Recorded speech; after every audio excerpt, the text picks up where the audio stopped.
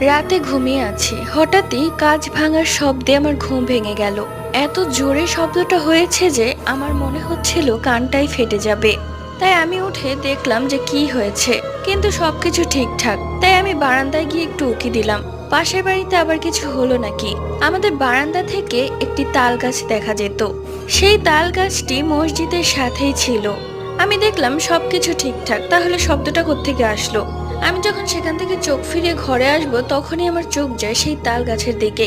আমি দেখলাম লাল শাড়ি পরা, ঘোমটা দেওয়া নববধূর মতো দেখা যাচ্ছে। সে সেই কাজ ধরা না ছাড়াই একা একাই হেঁটে হেঁটে তাল গাছের উপরে উঠে যাচ্ছে এবং হেঁটে হেঁটে নিচে নেমে যাচ্ছে।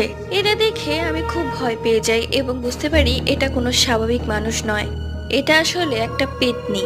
আমি আর সেখানে এক মুহূর্ত না থেকে ঘরে চলে আসি। আমার সারা শরীর ঘেমে একাকার হয়ে গেছে।